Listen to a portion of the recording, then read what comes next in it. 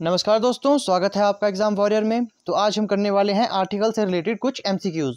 जिन्होंने कल की वीडियो नहीं देखी, तो पहले क्लास नंबर 1 को देखें, तभी आप इन क्वेश्चन को आप कर पाओगे, जिसमें मैंने नो आर्टिकल और आर्टिकल के रूल के बारे में बताया था। तो चलिए पहला क्वेश्चन करते हैं।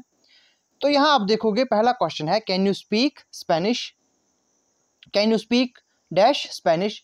अब देखिए यहाँ पर जिसने कल की क्लास देखी होगी उसे पता होगा कि जहाँ पर लैंग्वेज आती है वहाँ पर नो आर्टिकल यूज होता है। अगर यहाँ पर लिखा होता है कि स्पेनिश लैंग्वेज, अगर यहाँ पर लैंग्वेज भी लिखा होता तो आपका आर्टिकल यूज होना था, लेकिन यहाँ पर लैंग्वेज नहीं लिखा गया है, तो इसका मतलब यहाँ पर आंसर आपका होगा नो आर्टिकल। नेक्स्ट क्वेश्चन देखते हैं। इस क्वेश्चन में कहा गया है कि she wants to become dash engineer. अब देखिए मैंने आपको यहाँ पर बताया था कि आप कैसे पता करोगे कि इसमें ए आएगा ये एन आएगा। द तो आप जानते हो स्पेसिफिक चीज़ों में आता है, तो यहाँ पर स्पेसिफिक चीज़ नहीं है, तो यहाँ पर सीधा है कि she wants to become dash engineer.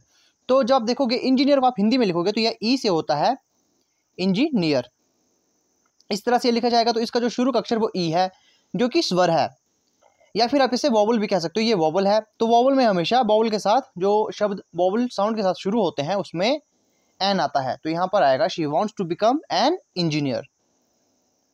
अब नेक्स्ट क्वेश्चन करते हैं। यहाँ पर कहा गया है कि I saw dash one eyed person. अब यहाँ पर क्या आएगा, देखिए यहाँ पर कहा है I saw dash one eyed person. अब वन को लिखोगे आप, वन को हम इस तरह से लिख सकते हैं, तो बी आप बनेगा, बी का मतलब ब। अब ये एक कॉन्सोनेंट है, या फिर आप कह सकते हो ये एक व्यंजन है, तो इसका जो वर्ड है इसका स्टार्टिंग साउंड हमारा कॉन्सोनेंट है या व्यंजन है, तो इसका मतलब यहाँ पर हमारा आ जाएगा a. I saw a one eyed person. अब बात करते हैं नेक्स्ट क्वेश्चन की। यहाँ कहा गया है कि my sister will come in dash day और 2। अब इसमें देखिए क्या आएगा, यहाँ पर कहा गया है कि मेरी बहन आएगी 1 या 2 दिन में, तो यहाँ पर आपका देखिए क्या आएगा, डे है, तो डी आपसे लिखे हुए इसे आप इस तरह से डे लिख सकते हो। अब ड है मतलब डी, इसका मतलब यहाँ पर आप देखोगे ये हमारा कॉन्सोनेंट है या व्यंजन है, इसका मतलब यहाँ पर ए आएगा। अब नेक्स्ट देखोगे, आपने क्या करना है कि आपने पहले वीडियो को पॉज करना है और हर क्वेश्चन का आंसर आपने मुझे कमेंट करके बताना है। अब यहाँ पर कहा गया है कि you speak dash truth always.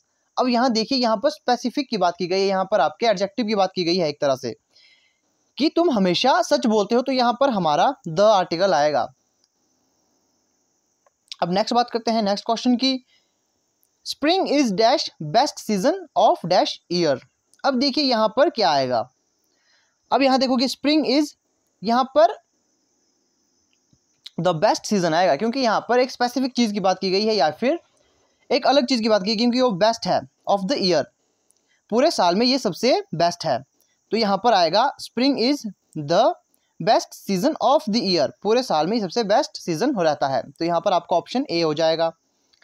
अब नेक्स्ट क्वेश्चन देखते हैं।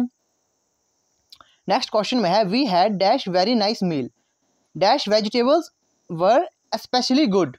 अब यहाँ पर क्या आएगा, अब यहाँ पर आएगा we had a very nice meal, क्योंकि ये नॉर्मल बात कही गई है, तो यहाँ पर अब आपको ये बताने की बात नहीं होगी कि वेरी के साथ ए क्यों लगा, क्योंकि ये कॉन्सोनेंट है, तो यहाँ पर ए आएगा। The vegetable were specially good. अब यहाँ पर एक स्पेसिफिक चीज़ की बात की गई है, वेजिटेबल की एक स्पेशल से बात की गई है, तो यहाँ पर आपका द आएगा। The vegetables were specially good. तो इस चीज़ का आपने ध्यान रखना है, यहाँ पर उसकी विशेषता या किसी खास चीज़ की बात कही गई है, पूरे खाने में यहाँ पर सिर्फ इसकी बात की गई है कि सब्जियां ज़्यादा अच्छी थी, तो यहाँ पर आपका ऑप्शन कौन सा हो जाएगा, ऑप्शन नंबर बी आपका ठीक हो जाएगा। अब नेक्स्ट क्वेश्चन आप देखोगे, dash idea of helping dash man was unpleasant in itself. अब यहाँ पर क्या आएगा, यहाँ आप देखोगे यहाँ आइडिया ऑफ हेल्पिंग, यहाँ पर आप देखोगे तो यहाँ पर आपको द लगाना होगा। The idea of helping the man was unpleasant in itself, यहाँ पर आपका ऑप्शन सी ठीक हो जाएगा। अब देखिए जिसको समझ नहीं आ रहा होगा मैं उसे ये कहूँगा कि आप एक बार कल की वीडियो को फिर से देख लें और यहाँ पर करने की कोशिश करें, क्योंकि धीरे धीरे ही आपको समझ आ जाएगा। अब यहाँ पर कहा गया है कि all dash books on dash top of the shelf belong to me. अब यहाँ पर क्या आएगा, यहाँ देखिए सीधी सी बात कही गई, ऑल द बुक्स, वो सभी books on the shelf on the top of the shelf belong to me. यहाँ पर स्पेशल बात कही गई कैसे, क्योंकि जो किताबें, जो कौन सी किताबें, वे किताबें जो सबसे ऊपर रखी गई है शेल्फ में, वो मुझसे बिलोंग, मतलब वो मेरी है। तो यहाँ पर स्पेशल चीज की बात की गई थी, इसलिए यहाँ पर आर्टिकल द यूज हुआ। अब आप देखोगे यहाँ कहा गया है कि the game has come to dash end. अब यहाँ पर सिंपल आर्टिकल आएगा, ए या एन में यहाँ पर कौन सा ऑप्शन आएगा, आपने मुझे कमेंट करके बताना है। अब इसमें आपका एन आएगा, क्योंकि आप देखोगे एंड, ये एंड इस तरह से लिखा जाएगा, या फिर आप इसे इस तरह से भी लिख सकते हो। तो शुरू से अक्षर हमने देखना है जो कि एक स्वर है, या फिर आप इसे कह सकते हो ये एक ए को आप इस तरह से भी डिनोट कर सकते हो, और ये एक वॉवल है, तो यहाँ पर हमारा एन आ जाएगा। अब नेक्स्ट क्वेश्चन की बात करते हैं। तो यहाँ पर कहा गया है कि dash English is an international language. अब यहाँ पर लैंग्वेज भी है और इंग्लिश भी है, तो इसका मतलब क्या यहाँ पर द यूज होगा या फिर कोई आर्टिकल यूज होगा? तो यहाँ पर आर्टिकल यूज होगा, ये आप मुझे कमेंट करके बताओगे, आर्टिकल यूज होगा या ना होगा।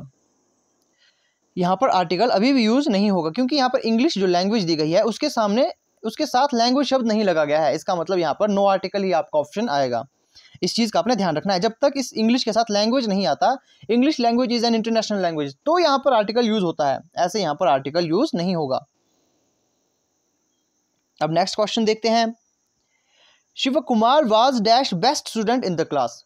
अब यहाँ पर भी किसी की विशेषता या फिर किसी एक स्पेसिफिक पर्सन को दिखाने की बात कही गई है, तो यहाँ पर आर्टिकल कौन सा यूज होगा? द आर्टिकल यूज होगा। शिव कुमार या Shiv Kumar was the best student in the class, पूरी क्लास में वो इकलौता लड़का सबसे बेस्ट है। अब आप नेक्स्ट देखोगे, she never goes out without dash umbrella. अब यहाँ पर आप देखोगे कौन सा आर्टिकल लगेगा, तो यहाँ पर आप देखोगे एन आर्टिकल लगेगा, क्योंकि वॉवल साउंड, इसका जो ये अक्षर है, जो ये वर्ड है, इसका जो स्टार्टिंग लेटर है वो एक वॉवल साउंड करता है, तो इसका मतलब यहाँ पर एन होगा, एन आएगा। अब यहाँ पर कहा गया है कि Prajan is waiting for dash hour. अब यहाँ पर आप देखोगे एच में, या एच यहाँ पर साइलेंट है, तो मैंने आपको बताया था जहाँ पर एच साइलेंट होता है वहाँ पर एन आएगा, लेकिन ऐसे शब्द जहाँ पर एच साइलेंट नहीं आता जैसे हॉर्स, वहाँ पर आपका ए आर्टिकल यूज होगा। इस चीज़ का आपने ध्यान रखना है। अब जो पांचवा क्वेश्चन है वो है यहाँ पर the child is eating dash Apple. अब एप्पल में कौन सा आर्टिकल यूज होगा? एप्पल जो कि स्टार्टिंग इसका लेटर वो एक वॉवल साउंड करता है, तो यहाँ पर आपका एन आएगा, एन एप्पल।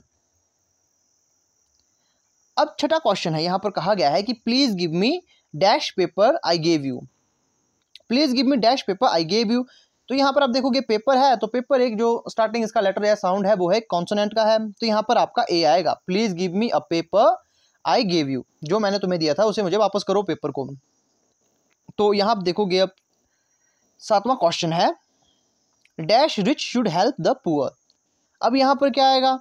तो यहाँ पर आपका आएगा the rich should help the poor.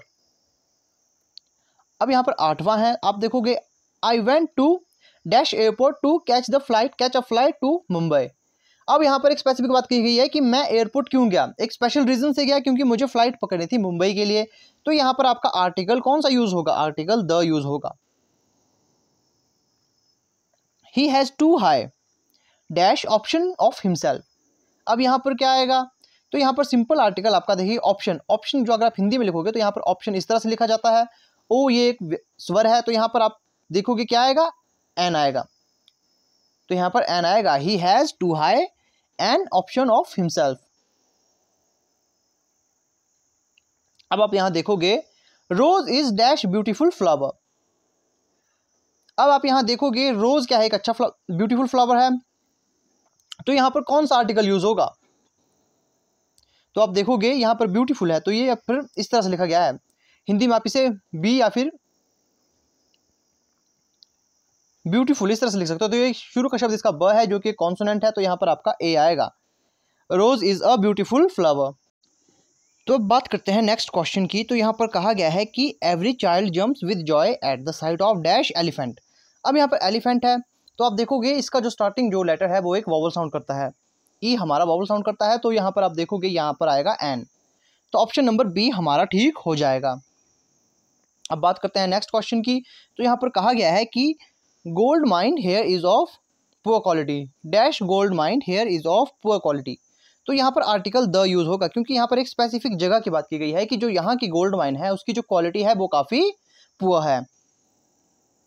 Next question देखोगे, our city will have dash university soon. ये तो मैंने आपको कल की क्लास में भी करवा दिया था कि यहाँ पर यूनिवर्सिटी है तो यू साउंड हमारा वावल साउंड नहीं करता, ये कॉन्सोनेंट साउंड करता है। तो यहाँ पर हमारा ऑप्शन नंबर ए ठीक हो जाएगा। नेक्स्ट ऑप्शन की बात करते हैं। तो यहाँ पर कहा गया है कि I have never known such dash wet summer. I have never known such dash wet summer. तो आप देखोगे वेट, डब्ल्यू हमारा एक कॉन्सोनेंट साउंड करता है, कॉन्सोनेंट का साउंड करता है। तो यहाँ पर ऑप्शन हमारा ए ठीक हो जाएगा। यहाँ ऑप्शन ए जिसमें ए है वो हमारा ठीक हो जाएगा। नेक्स्ट देखते हो क्वेश्चन। तो यहाँ पर कहा गया है कि dash Pacific Ocean is dash deepest ocean. अब यहाँ पर देखिए क्या कहा गया है कि the Pacific Ocean is the deepest. अब ये इसकी यहाँ पर विशेषता बताई गई है कि ये सबसे गहरा है। The Pacific Ocean is the deepest ocean. अब नेक्स्ट क्वेश्चन की बात करते हैं। Yesterday I meet dash European. European की स्पेलिंग यहाँ पर आप देखोगे ये भी यह सही शुरू होती है। तो यहाँ पर एक कॉन्सोनेंट साउंड हमारे पास आ रहा है, वॉवल साउंड नहीं आ रहा, तो हमारे पास आर्टिकल ए यूज़ होगा। तो ये थी आज की वीडियो। आई होप आज की वीडियो आपको अच्छी लगी होगी। अगर कोई गलती है क्वेश्चन में तो आपने मुझे ज़रूर बताना है, क्योंकि ऐसा कभी कभी ऐसा हो जाता है कि बीच में एक दो क्वेश्चन गलत हो जाते हैं। तो आपने मुझे कमेंट करके बताना है यदि आपको कुछ क्वेश्चन गलत लगते हैं। और वीडियो अगर अच्छी लगती है तो इसे आपने लाइक करना है, वीडियो को शेयर ज़रूर करना है और चैनल को सब्सक्राइब ज़रूर करना है। तो मिलते हैं आपसे नेक्स्ट वीडियो में।